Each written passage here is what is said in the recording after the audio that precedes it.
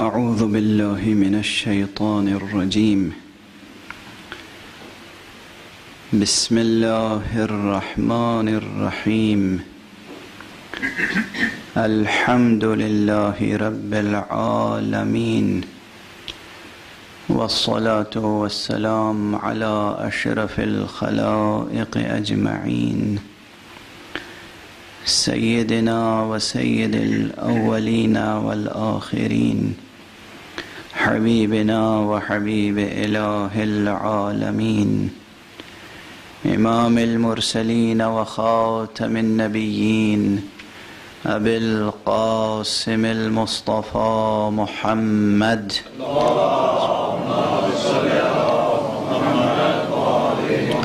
وعلى أهل بيته الطيبين الطاهرين الهداة المهديين المعصومين المظلومين، واللعنة الدائمة على أعداء الدين أجمعين. أما بعد، فقد قال الله تعالى عز اسمه في محكم كتابه ومتقن خطابه: بسم الله الرحمن الرحيم. ألف لام ميم. أحسب الناس أن يتركوا أن يقولوا آمنا وهم لا يفتنون. صدق الله العلي العظيم. اللهم صل على محمد وآل محمد. ایک مرتبہ اور صلوات.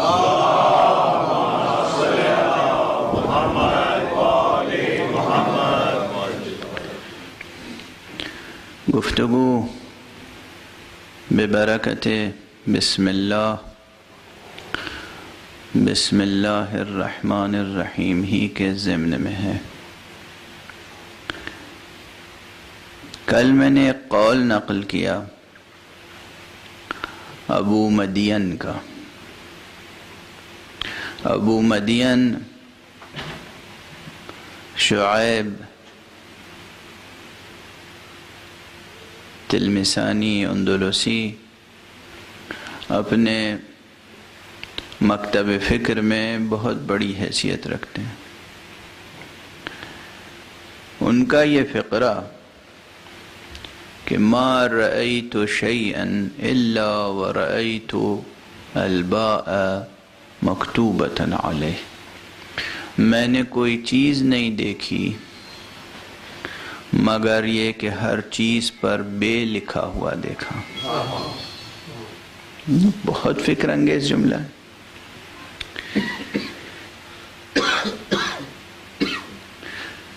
اس ایک جملے پر گفتگو اگر کیجئے تو کتنے جہات ہیں.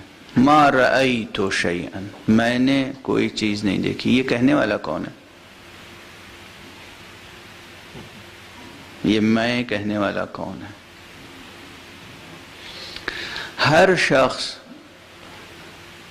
جب گفتگو کرتا ہے تو جس میدان میں اس کی کوئی حیثیت ہوتی ہے اس میدان میں اس کی میں قابل قبول ہوتی ہے، لیکن دوسرے میدان میں اس کی میں قابل قبول نہیں ہوتی.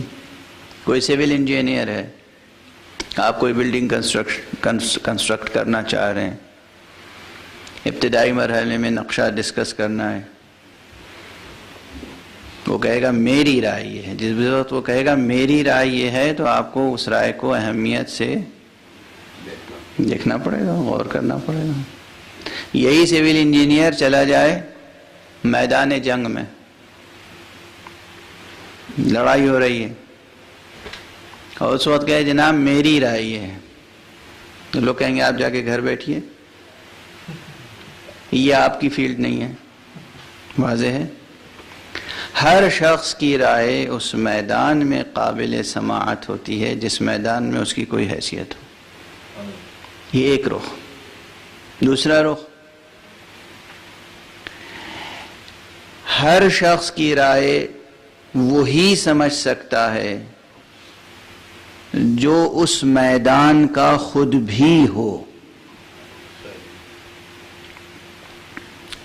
مجھے کچھ نہیں آتا جاتا، سول انجینئرنگ کی اسپیلنگ بھی معلوم نہیں ہے فرض کیجئے، کچھ تصور نہیں ہے مجھے گھر کا اور کنسٹرکشن کا.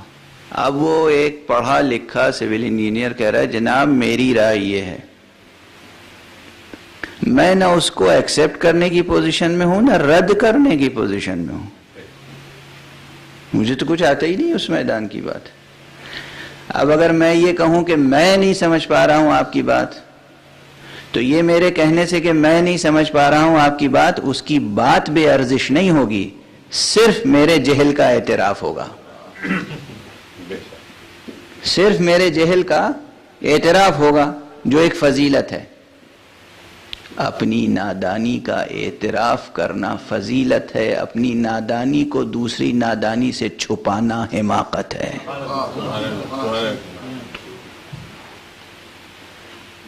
ہم اعتراف کر لیں ہم نہیں سمجھ پائے، ہم اس میدان کے نہیں ہیں،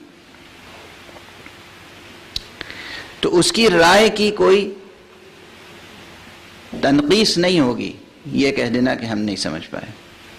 ابھی ایک شخص ہے جس نے ریاض کیا، خوب پڑھا، ڈوبا، ریاضتیں کی، سیر و سلوک کا سفر طے کیا، حکمت پڑھی، فلسفہ پڑھا، قرآن پڑھا، حافظ قرآن ہوا، تمام سرمایہ حدیث کو پڑھا کھنگالا، نہ جانے کتنے اساتذہ کے پاس پہنچا، ان سے کسب فیض کیا، نہ جانے کتنے شاگردوں کی تربیت کی، اور اس کے بعد کہتا ہے کہ میں نے تو کوئی چیز نہیں دیکھی مگر اس کے اوپر بسم اللہ بائے بسم اللہ لکھی ہوئی دیکھی.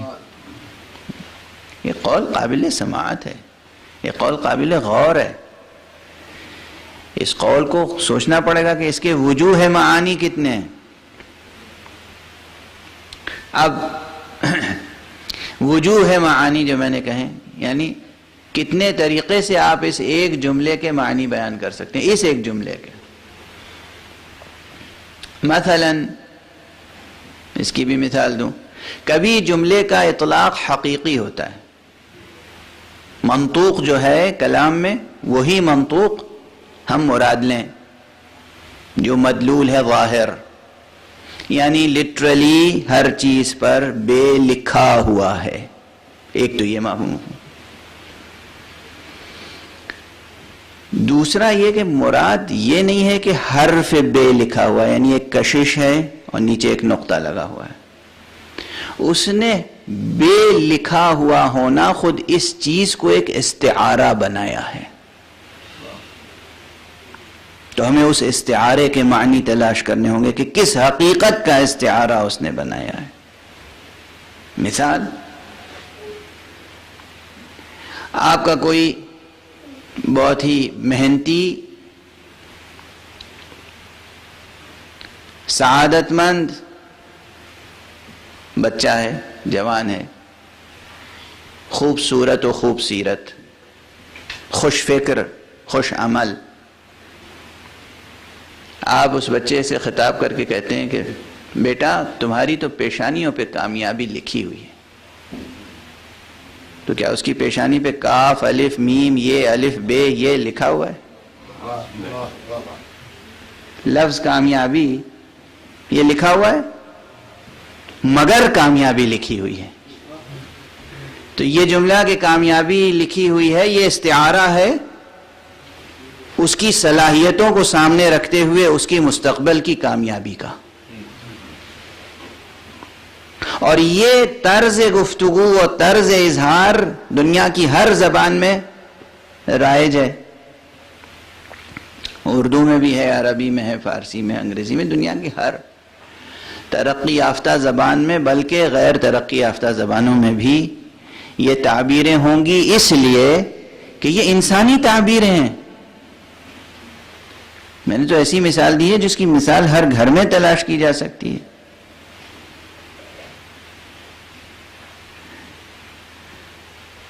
اس مرتبہ ان تقاریر کے ذمن میں نے کچھ لوگوں نے اعتراض بھی کیا، ان کا اعتراض بجا ہے. کہنے لگے اس مرتبہ آپ بعض ایسے الفاظ استعمال کر رہے ہیں کہ جو آپ کی زبان سے اچھے نہیں لگے، اور عموماً آپ ایسے الفاظ استعمال نہیں کرتے، لیکن کبھی ماحول ایسا ہوتا ہے، وہ غیظ و غضب کہیں نہ کہیں اس کا اظہار ہوتا ہے.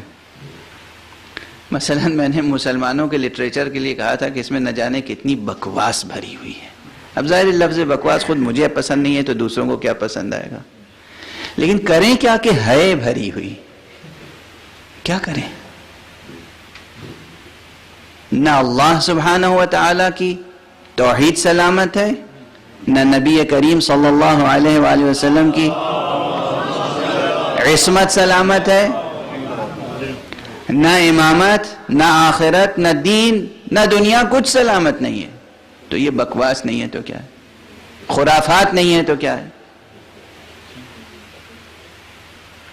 اسے کس طرح ہم اپنے غیظ و غضب کو، اپنے رنج و الم کو چھپائیں، اور کب تک ہمارے منہ سے آپ توقع کریں گے کہ پھول جھڑتے رہیں گے؟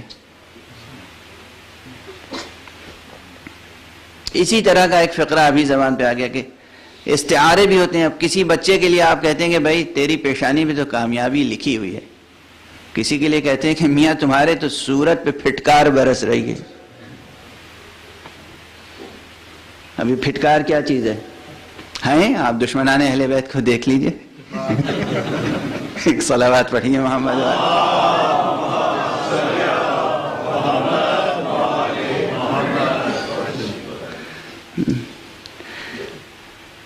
اب یہ زبان کے محاورے ہیں، کہیں تو ان کا استعمال ہوگا. پھٹکار کیا چیز ہے اور کیسے برستی ہے اور چہرے پہ کیسے برستی ہے؟ یہ ایک زبان کا ایکسپریشن ہے. تو میں نے اچھی مثال بھی دے دی اور ایسی مثال بھی دے دی کہ جو آپ کے ہنسنے کے لیے اور یاد رکھنے کے لیے کافی ہوگی. اب ایک حقیقت ہے، اب یہاں پر اور عرض کر دوں کچھ چیزیں اور تمہید میں پھر اس مطلب کی طرف اشارہ کروں. حرف با حرف ہے اور اس کے نیچے ایک زیر لگی ہوئی ہے، ایک نقطہ ہے اور ایک زیر ہے. جو کچھ اس کائنات میں ہے بے سبب نہیں ہے.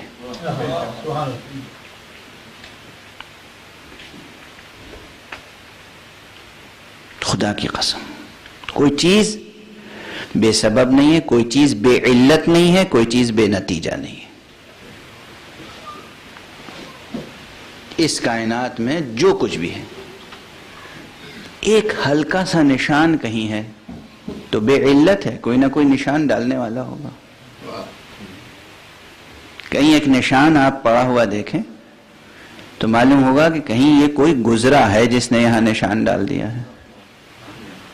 وہ علت ہے اور یہ نشان اس کا معلول ہے. تشریف لے ایک صلوات پڑھیے محمد.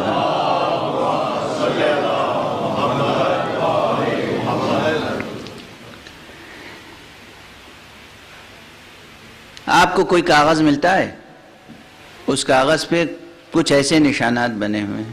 ایک آدمی اٹھاتا ہے، دیکھتا ہے، پھینک دیتا ہے، بیکار ہے یہ کاغذ. دوسرا آتا ہے، اٹھاتا ہے اس کاغذ کو، سوچتا ہے کہ یہ کاغذ یہاں پڑا ہوا ہے، یا تو یہاں سے کوئی بچہ گزرا ہے، یہ کام، یہ حرکت کاغذ پہ اس طرح کا نشان بچہ بنا سکتا ہے، یا کوئی دیوانہ گزرا ہے.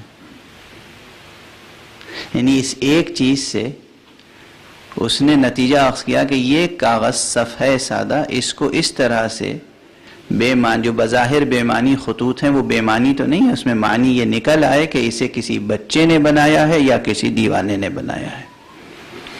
اس طرح علت کا سراغ لگا. کوئی چیز اس کا، ایک بڑے ادیب کا یہ جملہ ہے، اس وقت نام مجھے یاد نہیں آ رہا ہے لیکن جس نے نقل کیا ہے اس کا نام یاد آ رہا ہے. پروفیسر مسعود حسن رضوی ادیب صاحب مرحوم، اردو کے بہت بڑے محقق تھے، بڑے ہونہار، بہت بڑے محقق تھے.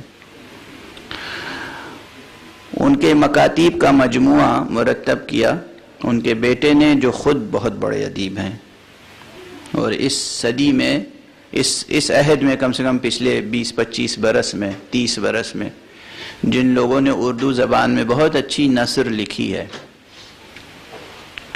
ان میں سے ایک پروفیسر نیر مسعود ہیں، اللہ ان کو صحت و عافیت عطا فرمائے، بہت مریض ہیں، آپ حضرات دعا فرمائیے گا، بے حد ہونہار شخص۔ پروفیسر مسعود حسن رضوی ادیب نے یہ جملہ نقل کیا ہے، مجھے کس کا جملہ ہے وہ ذہن میں اس وقت نہیں ہے۔ کہتے ہیں کہ کسی بھی ادیب کے بظاہر غیر مفہوم جملے بھی اہمیت رکھتے ہیں، جو کچھ اس نے لکھا ہے وہ اہمیت رکھتا ہے۔ پڑھو اسے، دیکھو، غور کرو۔ رائٹنگ اہمیت رکھتی ہے، بہت سی چیزیں ہینڈ رائٹنگ سے پتہ چل جاتی ہیں۔ اب جب یہ چیز مسلم ہے اپنی جگہ، اور آپ کائنات وجودی میں چلے جائیں، کسی درخت کا کوئی ایک کانٹا بھی کیا بے سبب ہے اور کیا بے نتیجہ ہے؟ آپ اس منطق کو لے کے آ سکتے ہیں کہ واہ سبحان اللہ، کسی سائنسداں سے بات کیجئے گا اور خدا کی حکمت پہ اعتراض کیجئے گا کہ اللہ بھی کیا اللہ ہے، اس قدر اس کی حمد و ثنا کرتے ہیں لوگ۔ اتنا نفیس، لطیف، نازک پنکھڑیوں والا گلاب کا پھول، اور اس پودے میں کانٹے ہی کانٹے ہیں۔ کسی مورفولوجسٹ سے، کسی سائنٹسٹ سے ذرا یہ آرگومنٹ کر کے دیکھیے گا، دیکھیے وہ کیا جواب دیتا ہے۔ وہ جو جواب دے گا وہ تو دے گا، لیکن میں اتنا جواب دے دوں کہ اللہ سبحانہ و تعالیٰ کے ہر عمل میں اتنی حکمتیں ہوتی ہیں کہ ان حکمتوں کا احصاء ہم نہیں کر سکتے۔ کم سے کم ایک حکمت یہ ضرور ہے کہ گلاب کے پھول تک کوئی بے ادب ہاتھ نہ پہنچنے پائے، پہنچے تو وہی ہاتھ پہنچے جو گلاب کی لطافت کی قدر کر سکتا ہو۔ ہر ہاتھ گلاب تک نہ پہنچے، وہی پہنچے جو گلاب کا قدر شناس ہو۔ کوئی شے، کسی پودے کی جڑیں، اب وہ جڑ نکالیے، ایک جڑ کافی تھی، سیدھی چلی جاتی تھی، یہ اتنی، یہ بالکل ریشے ریشے، کیا کیا نظر آ رہا ہے؟ ایک ریشہ بھی بیکار نہیں ہے، ٹھیک ہے؟ عالم کائنات میں جو کچھ وجود رکھتا ہے، کوئی چیز بیکار نہیں ہے، کوئی چیز بے علت نہیں ہے، کوئی چیز بے نتیجہ نہیں ہے۔ یہ چیز یاد رہی آپ کو۔ اب اعتباریات میں آ جائیے کہ جب ہم کاغذ پر کچھ نقش کرتے ہیں تو اس میں بھی کوئی چیز بے علت نہیں ہے، کوئی چیز بے نتیجہ نہیں ہے۔ یہ اور بات ہے کہ حقیقی وجود ہے، اعتبار ہے، وہ ایک الگ بحث ہے۔ اب یہ جو بے لکھا ہوا ہے، اور بے کے نیچے ایک نقطہ ہے اور اس کے نیچے ایک زیر بھی ہے، اس زیر کا کیا کام ہے؟ ڈاکٹر صاحب کہیں گے پھر گرامر پڑھانے بیٹھ گئے۔ نہیں، میں پڑھانے نہیں بیٹھا ہوں، پڑھنے بیٹھا ہوں آپ سے۔ دیکھیے ہم سب مل کے پڑھ رہے ہیں، کوئی کسی کو پڑھا نہیں سکتا، پڑھانے والی ذات، معلم صرف خدا ہے۔ یا محمد مصطفیٰ صلی اللہ علیہ وسلم،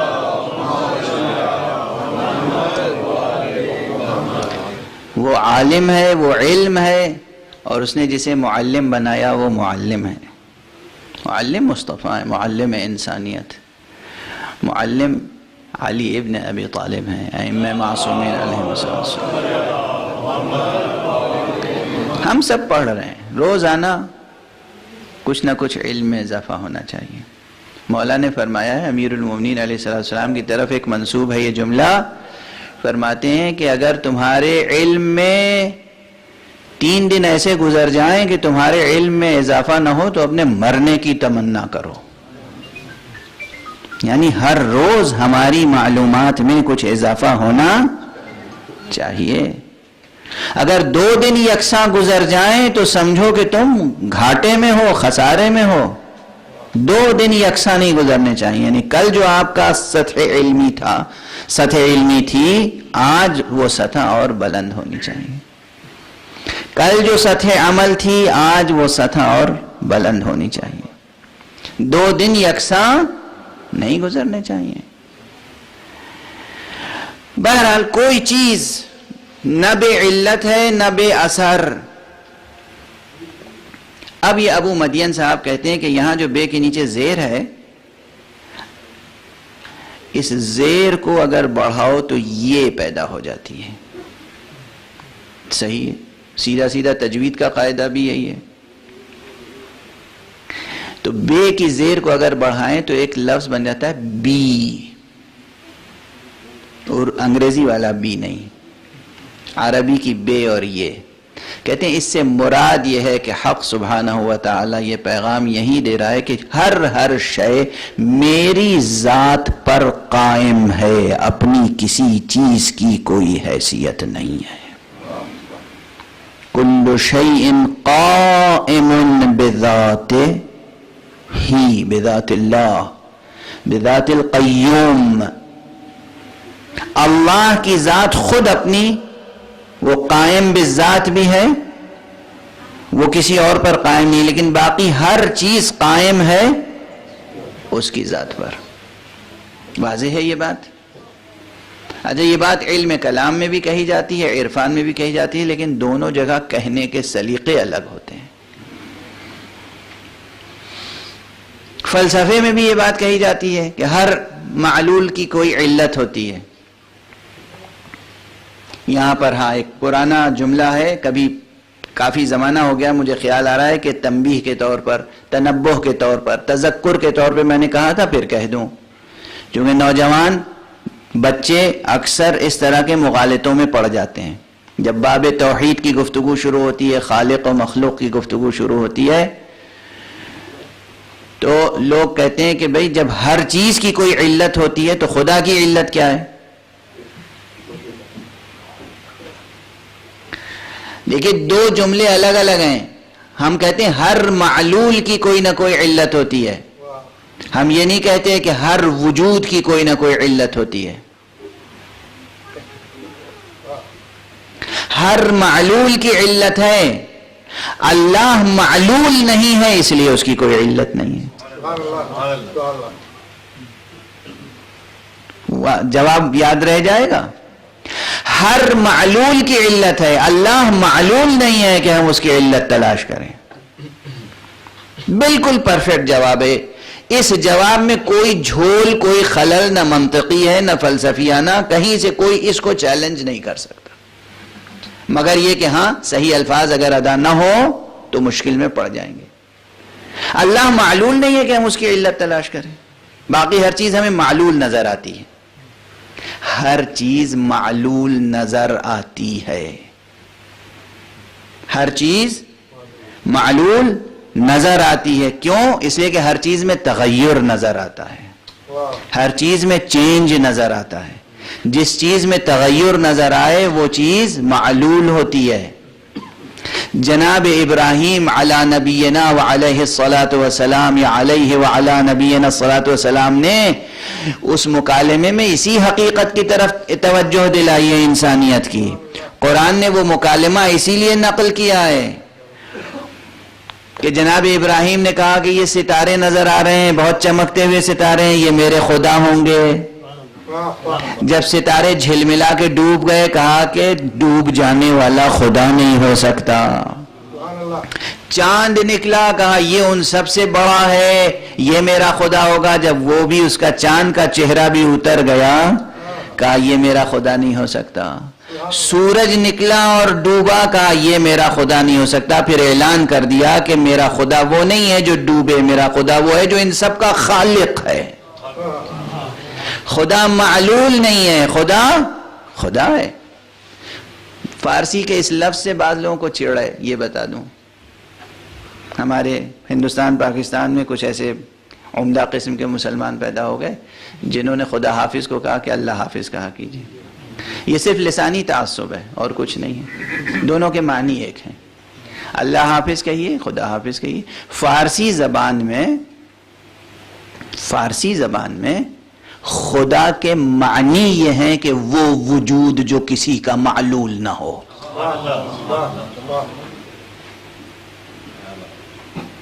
لفظ خدا فارسی زبان میں ایک عمدہ اچھا لفظ ہے. مجھے یہ ضد نہیں ہے کہ کوئی شخص خدا حافظ ہی کہے، مگر اگر ہم ایران میں ہیں یا فارسی زبان ہمیں آتی ہے یا اردو کے ماحول میں ہیں، ہم خدا حافظ کہہ رہے ہیں تو درست ہے، جائز ہے. یہ کوئی نہ شرک ہے نہ بدعت ہے. لسانی تعصب سے اوپر اٹھیے. توحید یہی درس دیتی ہے. عربی میں گفتگو کیجیے, اللہ حافظ کہیے. اللہ حافظ کہیں گے آپ کو ثواب زیادہ ملے گا, اس لیے کہ لفظ اللہ بھی قرآنی ہے, حافظ بھی قرآنی ہے. اللہ حافظ کہیے. لیکن خدا حافظ کی ضد اور یہ کہنا کہ خدا حافظ غلط لفظ ہے, غلط نہیں ہے. لفظ خدا کے معنی ہے, اتنا حسین لفظ ہے. جیسے میں اس سے پہلے کہہ چکا ہوں کہ فارسی کی ترکیب ختمی مرتبت مجھے بہت عزیز ہے. رسول اللہ صلی اللہ علیہ وآلہ وسلم کے لیے جب کہتے ہیں ختمی مرتبت, خدا کی قسم اتنی حسین ترکیب ہے. معلوم ہوتا ہے تمام مراتب ختم ہو گئے محمد پہ جا کے. رسالت ان پہ ختم ہوئی, نبوت ان پہ ختم ہوئی, امامت ان پہ ختم ہوئی, طہارت ان پہ ختم ہوئی, علم ان پہ ختم ہوا, شجاعت ان پہ ختم ہوئی. جتنے اوصاف حمیدہ ہیں سب ختم ہو گئے ذات محمد مصطفیٰ صلی اللہ علیہ وسلم.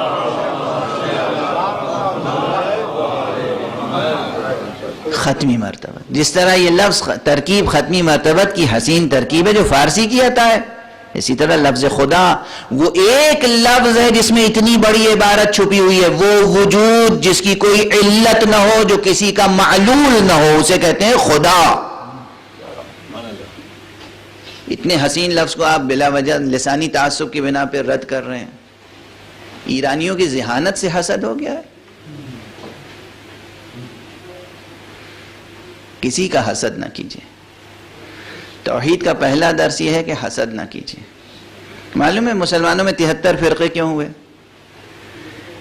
73 فرقے بھی اسی لیے ہوئے حسد کی بنیاد پر. اب میں شعر تو پڑھوں گا نہیں, ابھی افطار ہوا نہیں ہے. محمد اور آل محمد علیہ الصلاۃ والسلام کی مدح کے علاوہ ان کی مدح میں بے شک شعر پڑھا جا سکتا ہے, لیکن غزل کا شعر اور دوسری دنیاوی موضوعات پہ نظم منظومات, اس کو ظاہر مکروہ کہا ہے, حرام نہیں ہے, مکروہ ہے. مسئلے سے واقف ہیں, مکروہ ہے, نہیں پڑھنا چاہیے شعر. اصل میں اطلاق جب ہوا تھا شعر پڑھنے کی نفی جب کی گئی, مکروہ کہا گیا, تو وہ دوسرے قسم کے اشعار تھے. لیکن اب جب اطلاق ہے روایت میں تو اس اطلاق کا احترام کرنا چاہیے, شعر نہیں پڑھنا چاہیے. شیخ ابراہیم ذوق کا ایک مطلع ہے غزل کا, لیکن اس میں بات انہوں نے کہی ہے بہت عمدہ. وہ بات انہوں نے یہ کہی ہے, ایک مصرع تو پڑھ دیتا ہوں چونکہ اس پہ شعر کا اطلاق نہیں ہوتا ہے. انہوں نے فرمایا ہے کہ ہفتاد و دو فریق حسد کے عدد سے ہیں. کہتے ہیں نا کہ مسلمان 72 فرقوں میں بٹے ہوئے ہیں. جب 72 عدد کو لفظ حسد سے حاصل کر سکتے ہیں آپ. ابجد حوض والا جو حساب ہے اگر آپ کو آتا ہو تو سین کے 60 ہوتے ہیں, اور ہے کے 8 ہیں, اور دال کے 4, کتنے ہو گئے؟ 72 ہو گئے نا. تو انہوں نے کہا ہے کہ مسلمانوں میں یہ 72 جو فریق ہیں یہ حسد کے عدد سے ہیں. بہت عمدہ بات. اور کس نے کہی ہے؟ شیخ ابراہیم ذوق, کسی اور نے نہیں, ذوق نے کہی ہے. ذوق بہت بڑے استاد تھے اور ان کا مسلک اہل سنت والجماعت کا مسلک تھا.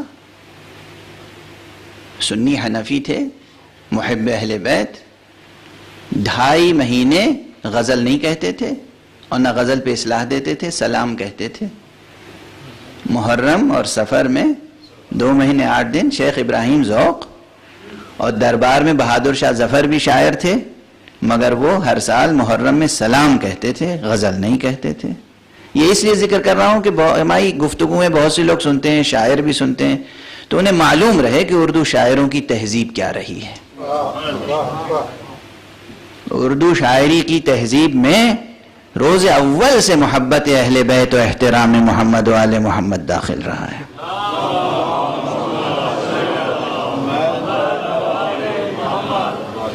بہرحال اب یہ بات یاد رکھیے گا کہ لفظ خدا کے معنی کیا ہیں.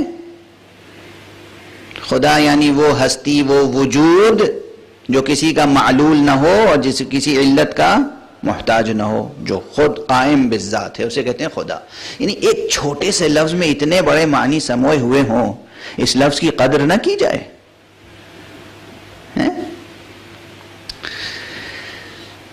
تو خدا ایک حسین لفظ ہے اور اس کے یہ معنی ہے. ختمی مرتبت ایک حسین ترکیب ہے، اس کے وہ معنی ہیں جو میں نے عرض کیے.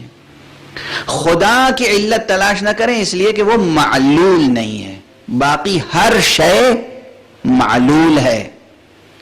اب اتنی بڑی ترکیب کو، اتنی بڑی بحث کو سمیٹ کر اس عارف نے کہا ہم نے تو کوئی شے نہیں دیکھی مگر اس پہ بے لکھا ہوا دیکھا.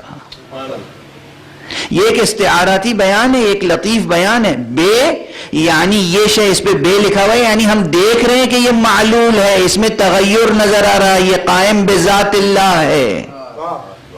توجہ ہے؟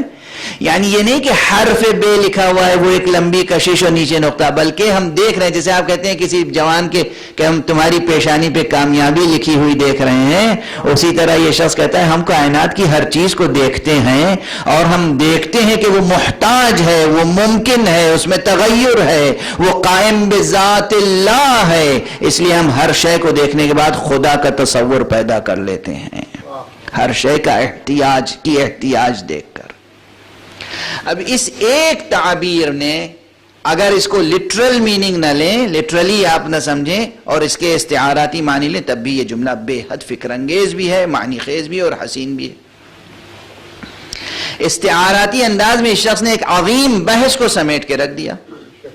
یعنی کہنا یہ چاہتا ہے کہ کائنات میں جو چیزیں بھی نظر آتی ہیں، ہر چیز ہم دیکھتے ہیں کہ وہ محتاج ہے کسی کی، وہ ممکن ہے، وہ فقیر ہے.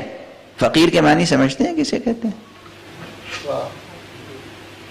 آپ حضرات فقیر کہتے ہیں اسے جس کے پاس پیسے نہ ہو. مفلس اسے کہتے ہیں مفلس، جس کے پاس پیسہ نہ ہو اسے کہتے ہیں مفلس. فقیر کسے کہتے ہیں؟ اچھی طرح سمجھ لیجئے، یہ جو ریڑھ کی ہڈی ہے جس کی بنا پہ آپ کھڑے ہوتے ہیں اور اپنے کو سنبھالتے ہیں، اسے کہتے ہیں فقرات. عربی میں اسے کہتے ہیں فقرات. فقیر اسے کہتے ہیں جس کے پاس یہ ریڑھ کی ہڈی نہ ہو، جو کھڑا نہ ہو سکتا ہو، خود جو خود کھڑا نہ ہو سکتا ہو اپنے بلبوتے پر، اسے کہتے ہیں فقیر.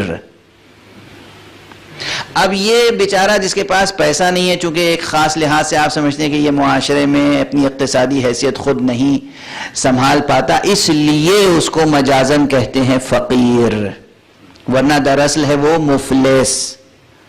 اب ہم سب اپنے اصل وجود کے لحاظ سے فقیر ہیں، اس لیے کہ اگر چشم کرم الہی اور فیضان خدا نہ ہو تو کوئی وجود برقرار نہیں رہ سکتا. اس لیے ہم سب ہیں فقیر. اور اسی لیے پیغمبر اکرم صلی اللہ علیہ وآلہ وسلم نے اگر فرمایا الفقر فخری، اس کا فقیر ہونا میرے لیے فخر کی بات ہے. کس کا فقیر ہونا؟ اللہ کا. اللہ کا فقیر ہونا فخر کی بات ہے. اور اللہ کا فقیر نہ ہونا نہ صرف یہ کہ فخر کی بات نہیں ہے، بلکہ ندامت کی بات ہے، ہلاکت کی بات ہے.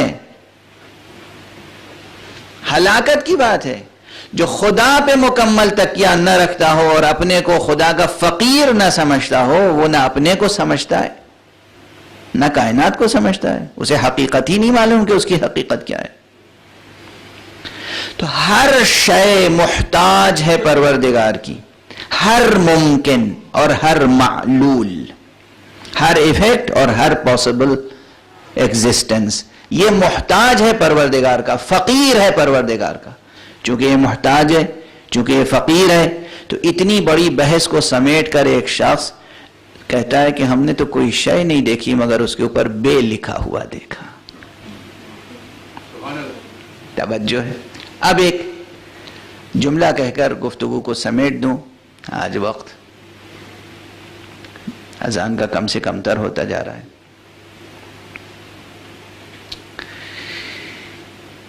ایک طرف یہ فقرہ ہے اور اس کے یہ معنی ہے جو میں نے بیان کیے، اور بھی وجوہ ہیں وہ پھر انشاءاللہ، کہ ہر شے پہ بسم اللہ با لکھا ہوا ہے، یعنی ہر شے کا وجود پروردگار کی عنایت کی بنا پر ہے. ہر شے قائم ہے بذات اللہ. ٹھیک. بذات اللہ قائم تو ہے ہر شے. ابھی بہت لطیف بحثیں تھیں، اگر وقت میں گنجائش ہوتی تو میں عرض کرتا، لیکن مجبور ہوں. ہر شے قائم تو ہے پروردگار کی ذات پر، لیکن پروردگار کی ذات سے ایک شے ہے ممکن اور ایک ہے ذات واجب، اور ایک ہے ان دونوں میں ربط. اب یہ فلسفے کی بحث ہے، حکمت کی بحث ہے. علماء نے یہ بحث کی ہے کہ وجود ربطی ایک مستقل وجود ہے یا عین ربط ہے. دیکھیے جو لوگ، یہ ہمارے ڈاکٹر احسن ظفر زیدی صاحب جو ہیں، یہ صرف جسموں ہی کو چیر پھاڑ نہیں کرتے رہتے ہیں، سرجن ہیں، لیکن میں ان سے اس لیے بھی خوش رہتا ہوں کہ یہ مطالب کی بھی بال کی کھال کھینچنے کے عادی خود بھی ہیں اور لطف لیتے ہیں ایسے بحثوں میں. آپ سبھی ماشاءاللہ کم سے کم ہمارا تجربہ آپ کے ساتھ تو اب تک کامیاب رہا ہے، آپ کا ہمارے ساتھ کامیاب نہ رہا ہوگا کہ آپ ہماری ایسی بحثوں کو برداشت کر لیتے ہیں. ایک چیز ہے، جیسے یہ اسٹینڈ، یہ مائک ہے، مثال دے دوں، یہ مائک ہے. یہ مائک یہاں ہوا میں معلق نہیں رہ سکتا، میرے سامنے چہرے کے سامنے لگا ہوا ہے. اب یہ زمین تک اور زمین پر قائم ہے، یہ مائک زمین پر قائم ہے، مگر زمین سے تو اتنا فاصلہ ہے اس کا. تو اب کوئی بحث کرے کہ زمین پہ تو قائم نہیں ہے. مثال دے رہا ہوں ابھی، یہ سامنے کی بالکل مثال. یہ مائک اتنا سا وجود، یہ میرے چہرے کے سامنے ہے اور ہوا میں رہ نہیں سکتا. یا اسے اوپر سے لٹکائیں گے آپ تو اوپر قائم بالسقف ہوگا، یا زمین پہ اس کو ٹکائیں گے تو قائم علی الارض ہوگا. ٹھیک ہے نا؟ یا زمین پہ قائم ہوگا یا چھت پہ قائم ہوگا، کہیں نہ کہیں اس کا تعلق ہوگا جو یہ یہاں پر ہوگا. اب سوال یہ کہ یہ الگ ایک وجود ہے، زمین الگ ایک وجود ہے، اور اس کے اور زمین کے درمیان جو ربط ہے اسے کیا کہیں گے؟ یہ ایک چیز الگ ہے یا نہیں ہے؟ بات پہنچ رہی ہے آپ تک؟ ہر وجود ممکن قائم ہے بذات اللہ سبحانہ و تعالی. ہر وجود ممکن اللہ کی ذات ہی کے بنا پہ قائم ہے. لیکن کیا اللہ کی ذات اور اس وجود ممکن کے درمیان کوئی واسطہ فیض بھی ہے یا نہیں ہے؟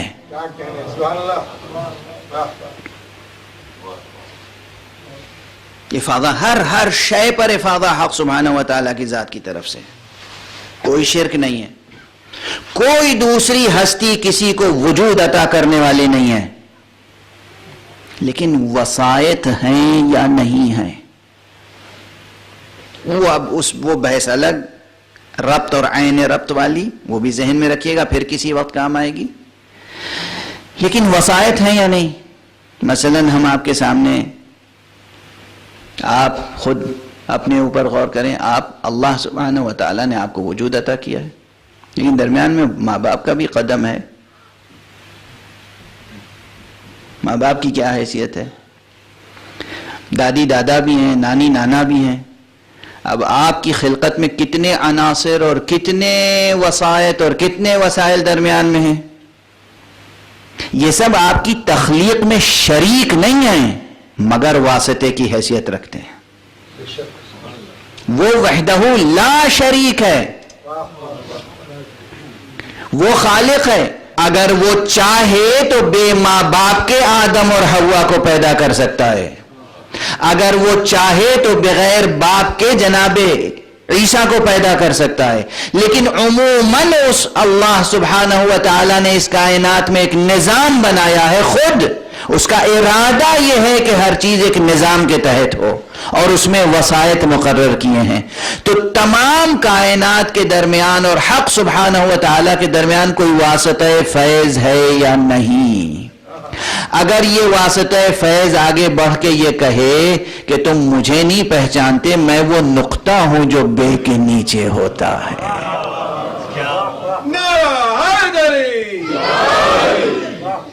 سبحان اللہ. اسی لیے ہم کہتے ہیں کہ وجود ولی اللہ، وجود انسان کامل، وجود محمد عربی صلی اللہ علیہ وآلہ وسلم، وجود امیر المؤمنین علی ابن ابی طالب علیہ الصلوۃ والسلام، وجود حجت خدا جیسے اس وقت حضرت مہدی آخر الزمان عجل اللہ تعالی فرج. یہ وجودات کون ہیں؟ واسطہ فیض الہی ہیں، واسطہ فیض الہی. بس گفتگو تمام ہو گئی آج، اس سے زیادہ گنجائش نہیں ہے. چونکہ تاریخ کا اختلاف چل رہا ہے اس لیے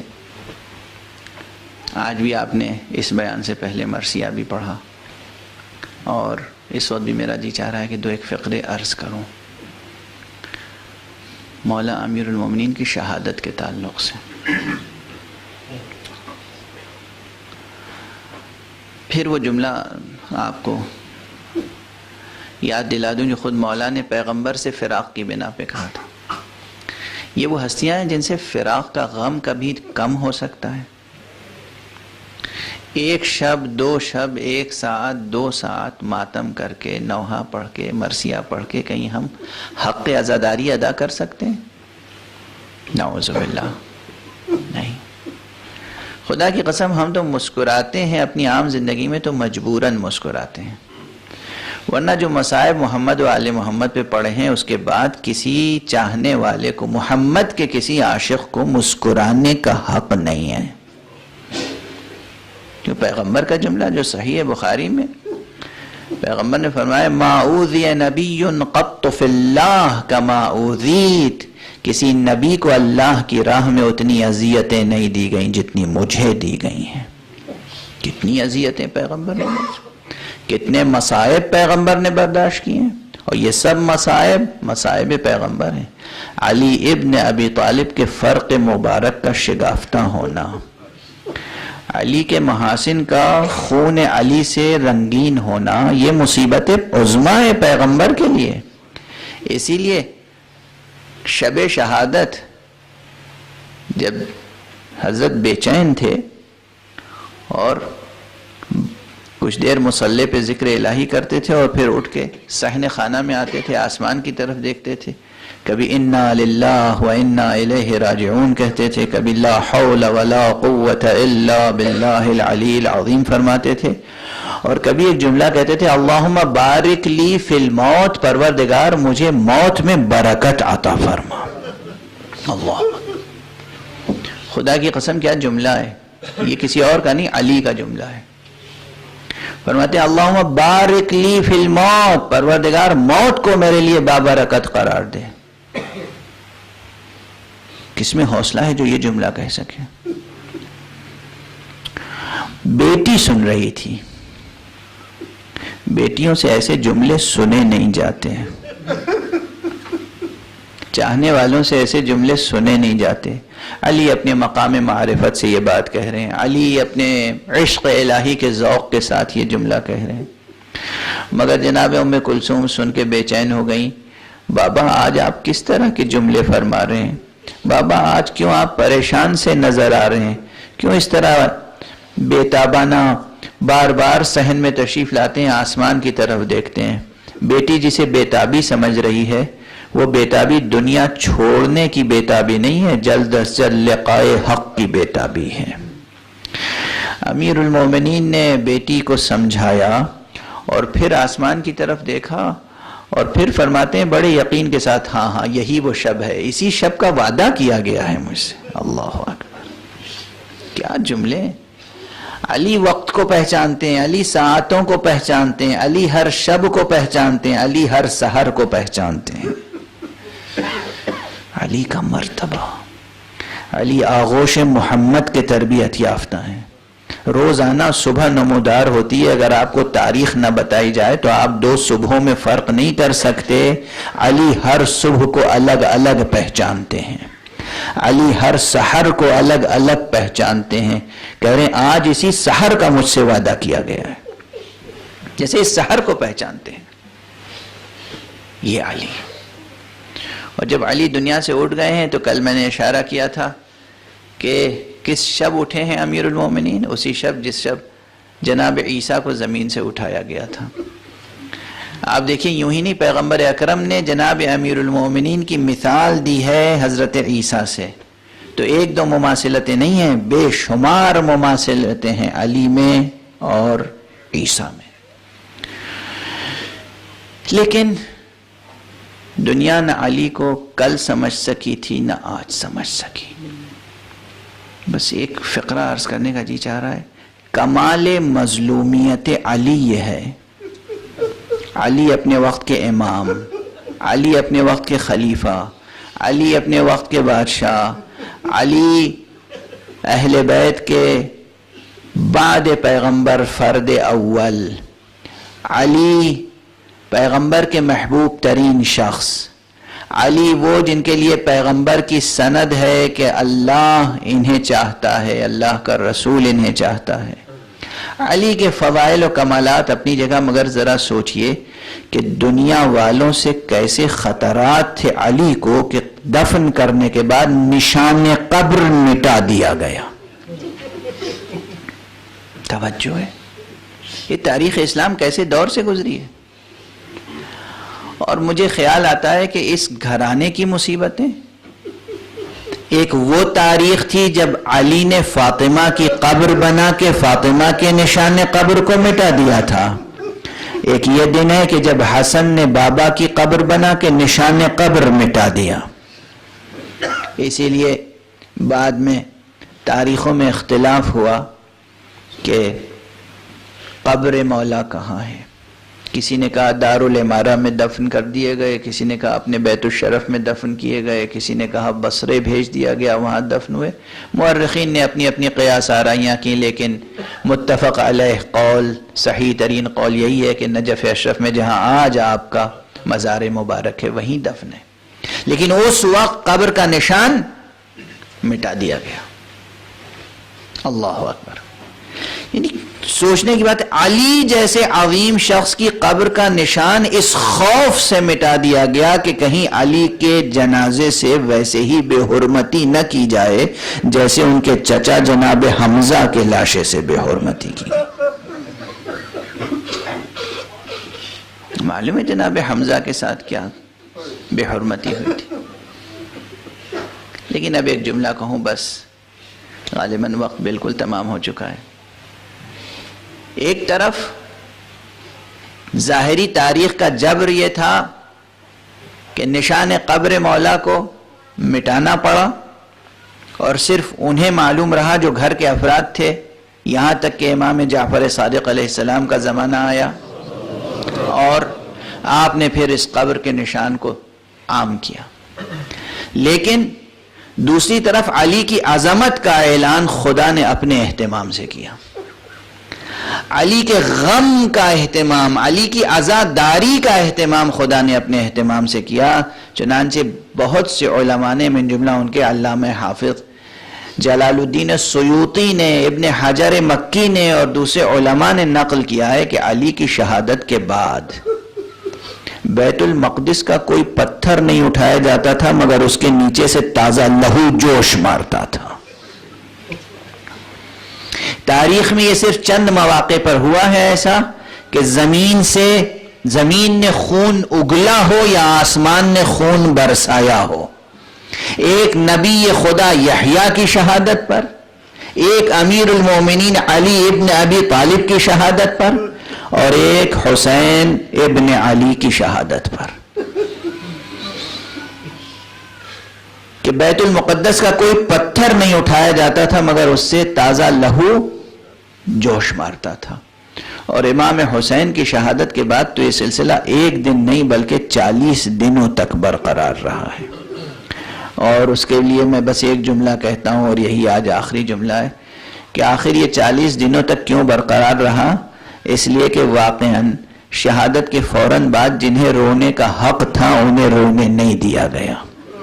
آخر باپ کے جنازے پر بیٹی کو رونے کا حق تو ہے، باپ کے جنازے پر بیٹے کو رونے کا حق تو ہے، بھائی کے جنازے پر بھائی بہن کو رونے کا حق تو ہے، مگر جناب امیر المومنین اور جناب امام حسین کے جنازوں میں بس یہی فرق ہے یا علی، آپ کے لاشے پر جب غسل دیا جا رہا تھا تو کم سے کم زینب و ام کلثوم کو رونے سے منع کرنے والا کوئی نہیں تھا، مگر کربلا میں امام حسین علیہ السلام کی شہادت کے بعد نہ جناب زینب گریہ کر سکتی تھی، نہ ام کلثوم گریہ کر سکتی تھی، نہ 4 سال کی بچی گریہ کر سکتی تھی۔ جنہیں گریہ کرنے کا حق تھا، ماتم کرنے کا حق تھا، جب انہیں یہ حق نہیں دیا گیا تو پروردگار نے یہ اہتمام کیا، آسمان سے بھی لہو برسا، زمین نے بھی لہو اگلا، درخت کی شاخوں سے بھی لہو کے قطرے ٹپکے۔ انا للہ وانا الیہ راجعون، رضا بقضائہ وتسلیما لامرہ۔ پروردگار ہمیں علوم قرآن اور معارف اہل بیت سے آشنا فرما۔ معبود ہمارے عشق امیر المؤمنین میں اور برکت عطا فرما۔ پروردگار معرفت امیر المؤمنین میں اضافہ فرما۔ پروردگار ہمارے یقین کے مراتب میں اضافہ فرما۔ پروردگار مسلمانوں کو جہالت کی تاریکی سے نکال۔ معبود 14 صدیاں گزر گئیں، اہل بیت مصطفیٰ مظلوم ہیں، پروردگار ظالموں کے سایہ نحس کو کوتاہ فرما۔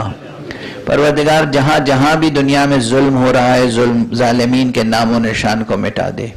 معبود فلسطین کے مسلمانوں کی مدد فرما۔ پروردگار عراق کے مسلمانوں کی مدد فرما۔ معبود آج جس شقی نے یہ بیان دیا ہے، ابھی ممبر پر آنے سے 2-3 منٹ پہلے میرے پاس یہ بیان آیا کہ جس میں یہ کہا گیا ہے کہ ہمارا منصوبہ ہے کہ ہم زیادہ سے زیادہ سویلینز کو تباہ کریں، قتل کریں غزے میں، فلسطین میں۔ پروردگار ان ظالمین کے سائے کو کوتاہ فرما۔ پروردگار اس ٹیرورسٹ اسٹیٹ کو جس کا نام اسرائیل ہے نیست و نابود فرما۔ معبود تمام عالم بشریت کو ان اہل شر سے راحت نصیب فرما۔ پروردگار اپنے ولی آخر کو اذن ظہور عطا فرما اور ان کے ہاتھوں سے اپنی رحمت و رافت و عدالت کا پرچم لہرا دے۔